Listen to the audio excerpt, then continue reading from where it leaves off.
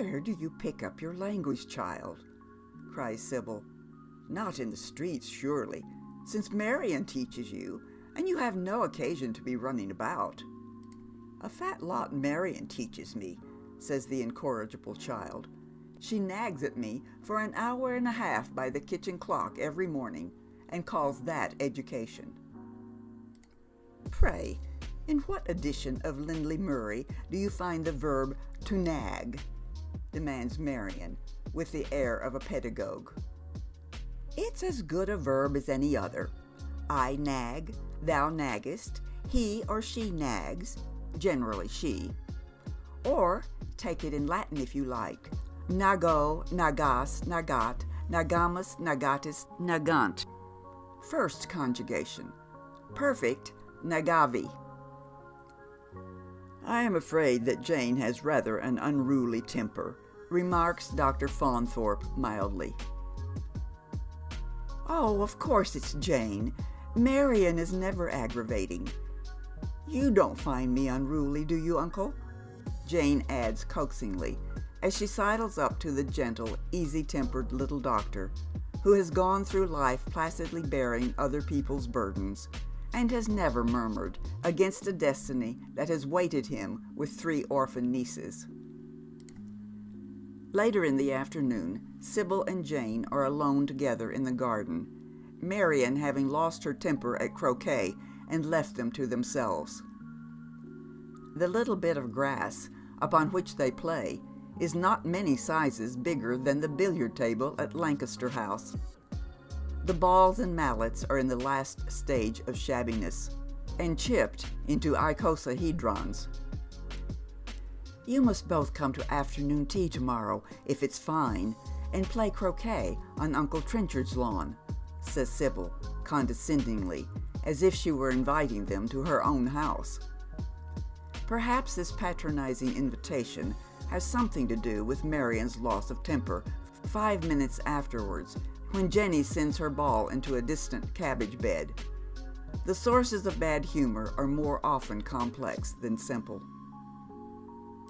It is a warm September afternoon, one of those days in which people incline to sitting in gardens rather than walking on dusty high roads.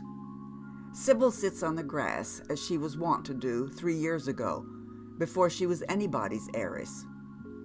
Jenny sprawls with an appalling display of legs and boots and rusty bootlaces at her sister's side.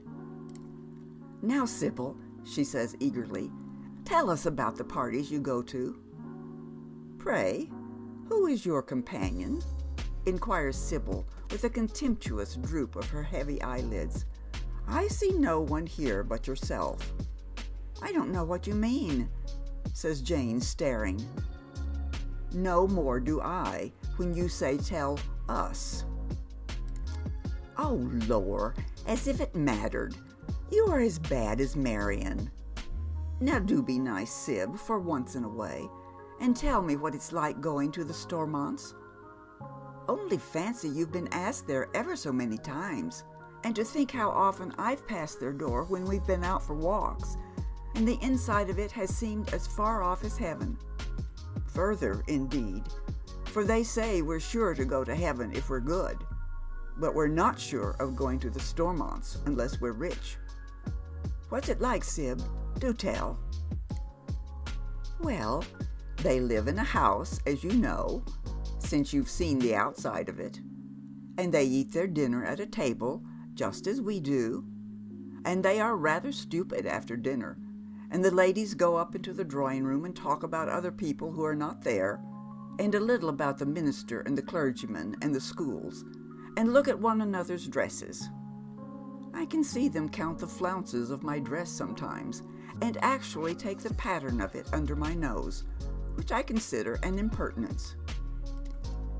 "Is it nice going to grand dinners?" asked Jane breathlessly. "Yes, I suppose so. It's rather a mild kind of enjoyment.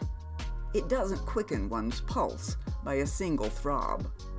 It isn't like riding a good horse, or seeing a race, or hearing a great singer, or even getting a good break at billiards.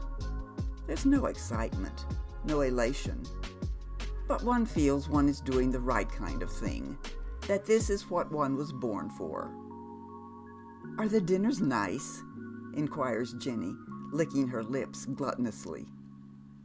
"They're very grand," replies Sybil. "I don't know that I should care about veau la vente à la financière, or petit timbal du gibier, for a continuance, and with so many made dishes, one has the idea that one is eating up all the cold meat that has accumulated in the last week. And one gets rather tired of seeing saddle of mutton and boiled fowls everywhere. For whether you call fowls poulet à la béchamel or capons en demi d'aville, they are very much the same birds." "Capons in half mourning?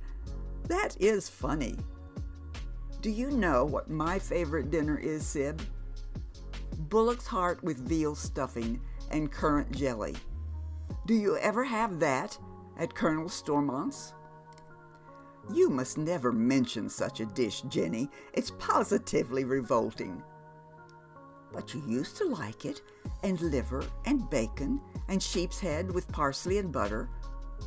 But never mind.